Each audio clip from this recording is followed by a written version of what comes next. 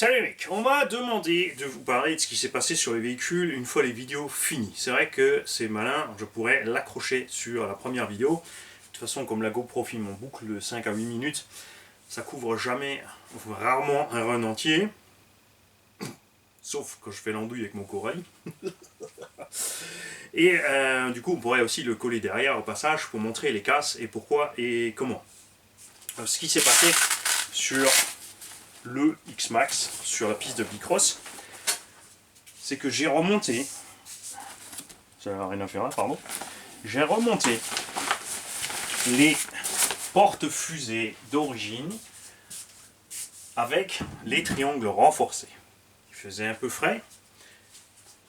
On a fait des sauts qui n'ont pas l'air très grands sur la vidéo à cause de l'angle de vue, mais on avait quand même facilement 10-15 mètres de distance, et niveau hauteur, eh ben, je te jure qu'en bas de la bosse avec la main en l'air, tu touchais pas le X-Max. L'atterrissage a été violent, sec.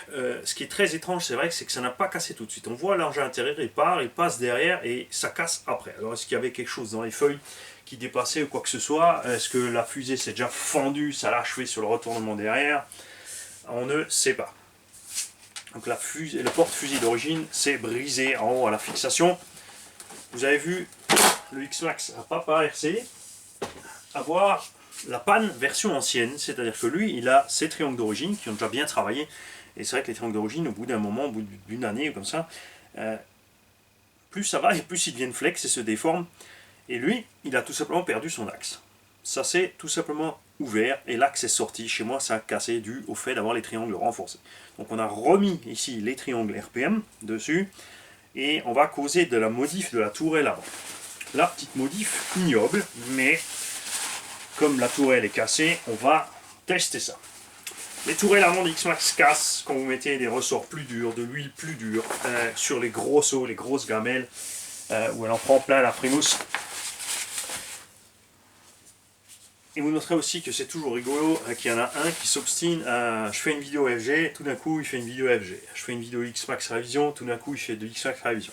Bon après ça va, on est tranquille puisque moi je révise pas avec des vis à placo et que quand mes véhicules sont révisés, ils sont propres. Faire une révision sur un véhicule dégueulasse, pour moi c'est pas une révision, c'est une réparation de fortune. C'est par exemple ce qu'on a fait là-dessus. Réparation de fortune. La tourelle est arrachée ici à gauche, à droite au niveau des fixations. C'est le point faible. De notre côté, ça sert de pièce fusible. La tourelle ne coûte pas très cher, entre 8 et 12 euros. Donc c'est vrai qu'il vaut mieux défoncer une tourelle qu'arracher autre chose. Mais on veut quand même avoir le cœur net, savoir ce qui se passe si cette pièce tient. J'ai donc pris une tôle, tout simple, pas tout à fait un millimètre d'épaisseur. On a fait un cavalier, comme ceci. Par-dessus, fixé avec les deux vis qui tiennent, ici devant. J'essaie de pas en foutre plein l'atelier. Les deux vis devant, là, qui te tiennent la plaquette qui maintient les axes de triangle supérieur. On a fait un U, tu vois, on finit derrière. Ensuite, on a mis des cales, parce que j'ai mis des vis assez longues pour pouvoir ressortir de l'autre côté. Et remettre une cale de fixation de triangle. J'ai donc, au lieu d'avoir une seule cale à l'avant, j'en ai deux. Les triangles sont montés avec des vis qui ont été boulonnés à l'arrière par du nil stop. J'ai donc la clampe, une petite cale et une deuxième barre de fixation des triangles pour prendre tout ça en sandwich, tout monter ensemble. Sur la piste de Bicross, ça n'a pas branché. La tourelle, j'ai pas remis neuve plus la réparation, j'ai laissé la vieille tourelle qui est fendue. La tourelle est définitivement séparée du reste de la machine, parce qu'on va voir ce qui va se passer avec les efforts. Est-ce que ça va forcer ici sur ces parties de la tourelle? Je ne sais pas. En tout cas, moi je suis super content de cette machine, c'est clair, hein, ça fait 200 fois que je vous le répète, mais parce que ça fait 200 vidéos que vous avez, ou que vous voyez bien qu'on ne fait que s'éclater avec cette machine. Celui-ci est en train de rouler avec du 1746, alors c'est pas prévu, non, c'est 1846. Moi j'ai viré les pins, j'ai rapproché le moteur au plus, j'ai mis du 1746 pour voir. Vous l'avez vu rouler avec un Sen Reaper dans un pré, en plein soleil, 35 degrés. On a roulé plus de 25 minutes avec les Gens 8000, rien n'a été... le moteur n'a pas cuit, hein, quand même, on n'est pas arrivé en coupure thermique du moteur, et les lipos étaient chaudes mais sans plus, pas bouillantes, ce qui est assez impressionnant. Je l'ai essayé aussi dans le tout-terrain, on l'a vu, pour traverser la route, pour faire les gros sauts. Ce qui reste à faire maintenant, c'est l'essayer justement en conditions de bâche, c'est-à-dire sur le circuit de bicross ou autre. Là aussi, vous avez vu un effet très intéressant, c'est qu'en l'air, j'ai bien laissé ralentir la machine, j'ai mis un coup de gaz, les roues arrivent à prendre tellement de régime qu'il n'y a aucun souci à répercuter, à reprendre l'assiette à une vitesse de saut normale. Attention, si vous arrivez plein gaz sur une rampe, vous n'aurez jamais aucune chance de rétablir l'assiette avec aucun véhicule, ça c'est certain. Ou alors il faut attendre le moment où la chute ralentit, c'est-à-dire au moment où tu es en train de monter et que le véhicule ralentit, c'est le seul moment où tu pourras peut-être rattraper l'assiette. Donc c'est possible si tu fais un saut vers le haut, si tu fais un saut parti du plat et ton véhicule grimpe. Gros piège, là où tout le monde se fait avoir, c'est quand tu sautes sur une descente. Dans une gravière, une carrière, tu es en haut, tu descends, le véhicule chute plus vite que ce qui roule, tu ne peux plus jamais le rattraper, c'est certain, sauf si tu as fait un tout petit saut en douceur. Et ça, on l'a essayé avec plein de véhicules. Il n'y a rien à faire. Tu ne peux pas. Ça, c'est certain. On m'a aussi demandé ce que c'est que ce modèle de carreau. Donc, c'est une cheville C10 de chez Probo DRC. Il m'en reste une deuxième au cas où. Quelqu'un en a commandé une, mais la personne ne répond plus au mail. C'est pas grave, s'il la veut plus, il suffit de le dire. Peut-être en vacances, peut-être malade, on ne sait pas. On n'en veut à personne. En tout cas, elle est dispo parce que... pas de réponse égale pas de carrosserie. Ça, c'est fatal. Sur le Max, le mien, il est où? Il est là. Est-ce qu'on peut arrêter ce qui s'est passé? J'ai tout simplement, puisque c'était MT, donc il n'a pas de butée de triangle, on a ici évidemment le bulkhead qui bute un minimum le triangle, mais on a pris un effort trop grand sur le dessus de la roue, on a tout simplement arraché ici la rotule. J'avais pas encore mis les rotules, là maintenant j'ai mis les rotules du Obao Hyper MT2 qui sont plus balèzes que celles qui étaient livrées sur le MT Sport. Là-dessus j'avais laissé d'autres rotules, je crois que c'était du Thunder Tiger qui étaient un peu plus longues pour gratter un peu de garde au sol encore. Donc là j'ai pris un tout petit peu de garde au sol avec les rotules du MT2, mais elles se flinguent pas sur le MT2, alors que m'est avis que là-dessus ça devrait bien aller aussi. Là il est dégueu parce que en rentrant du terrain, on l'a tout simplement décrotté, on a mis de l'huile où il fallait et on l'a mis sur le côté pour le prochain ride. Tout simplement. C'est une bestiole qu'on va faire souffrir un petit peu, puisqu'il est très cher, et s'il est très cher, il faut qu'il puisse nous en donner pour notre argent. Avec le Max, je ne suis pas inquiet à ce sujet-là. Le os, 530 €. Mon avis, tiendra pas ce que tient le Max, mais celui-là je ne vais pas le rosser parce que c'est pas le mien. Et Papa RC a tout simplement perdu une roue, donc l'écrou qui s'est desserré, bye bye l'écrou et bye bye la roue. Rien de plus. Ce sujet aussi, grosse différence donc entre, quand vous avez les cardans d'origine, vous avez une rondelle en plastique dans le creux de la jante, puisque l'exa est en 17, mais l'écrou devant c'est du M6. Si vous prenez les cardans CVD Traxxas non télescopiques, donc soit tu prends les étroits si tu es en voie étroite, perso, moi c'est ce que je préfère, les étroits, élargisseurs retracing 10-12 mm ou autre, et ensuite des roues avec du déport. Point de vue look, si vous aimez le wide, vous prenez le wide, par contre il faut prendre des cardans Traxxas wide, c'est certain. Si vous roulez avec les roues d'origine, les cardans d'origine, ça peut aller, mais on l'a vu sur la machine à Papa RC, ils ont déjà twisté au bout de quelques packs quand même. Ça les fait souffrir.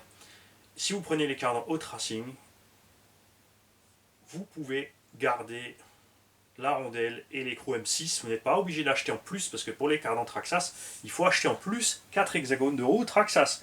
Ce ne sont pas des hexagones de roue standard 17 mm de 1/8, puisque la perforation au centre c'est du 8 en 1/8, alors que sur le Max c'est du 6. Donc il faut prendre les hexas exprès Traxxas. Existe chez les Chinois aussi à je crois 15 ou 20 € les 4. Bon, les Traxxas ont diminué le prix quand même, à un moment c'était 20 € la paire ces hexas, là ils sont passés je crois 25 les 4, selon le pays évidemment, plus ou moins 30% entre l'Allemagne et la France sur certaines pièces, c'est plus qu'inquiétant. Je suis chauvin, j'aime bien acheter en France, mais il y a une limite. Il y a une limite, c'est quand même... faut pas on te propose des remises en France, mais quand c'est remisé, c'est plus cher que le prix normal en Allemagne et encore de loin. Je le répète, sur les triangles de suspension, 16 € en France, 10 € chez Model Baumetz. Ça, c'est la faute à l'importateur qui prend trop de marge en France. TVA 20 en France, 16 en Allemagne, c'est pas les 4% qui font 50% de différence de prix. Et aux boutiques aussi, qui au lieu d'acheter juste 2, 3, 4 paires de triangles, vont acheter une palette. Forcément, plus ils achètent, plus ils ont de remise derrière, plus ils peuvent débiter. Pour le X5, ça vaut vraiment le coup pour les boutiques parce que c'est un engin énorme, c'est vraiment super répandu. C'est un engin qui existe depuis un moment, un an, 4-5 ans. Il n'a toujours pas d'équivalent ce jour, il fait un malheur. Les constructeurs sortent toujours des nouveaux machins qui va être X-Max Killer et rien du tout. Rien du tout ne se passe. Le Kraton 8S, c'est un échec point de vue triangle, point de vue suspension, point de vue direction. Ça le fait pas. Trop balourd, trop imprécis à conduire. Après, c'est l'esprit du Kraton, hein, ça n'a jamais été un engin de précision. Ils ont fait le Outcast, le stunt truck pour être un peu plus vif par rapport au X-Max, ça suffit toujours pas. C'est sûr que tu arrives peut-être mieux à faire tes figures libres. Il a toujours 2,5 kg de trop avec la même motorisation que celui-ci. Et je peux te garantir, celui-là frontal dans un arbre, 35-40 € de réparation. La gamme Arma, parce que les châssis alu c'est bien, mais ça n'a pas sa place partout. Châssis alu c'est bien, compète. Il faut que tu sois rigide, il faut que tu aies du poids en bas, c'est beau. Pour le bash, châssis nid d'abeille structuré en plusieurs parties reste le meilleur. Arma l'a très bien compris sur la gamme 1 dixième. Leur gamme indice est bien en châssis nid d'abeille en plusieurs parties, justement pour un coût de réparation beaucoup plus bas.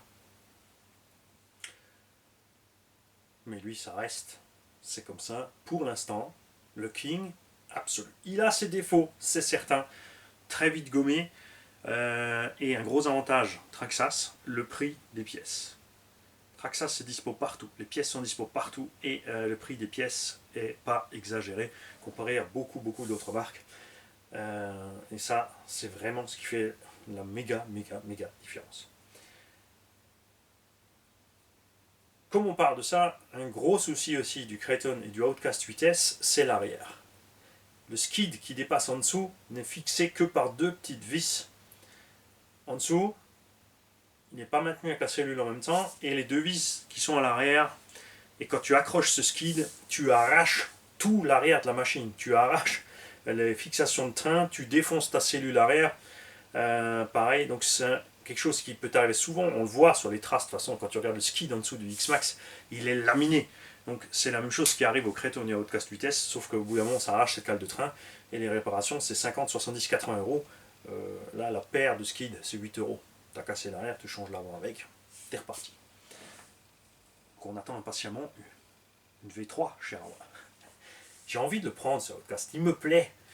Et là t'as Hervé, RC Race Shop les gars, qui est en train de se dire achète Mani, écoute ma voix, mais non ça marche pas, c'est que comment je le fais. Écoute ma voix, va sur la page RC Race Modélisme, passe le bonjour à Hervé de la part du garage.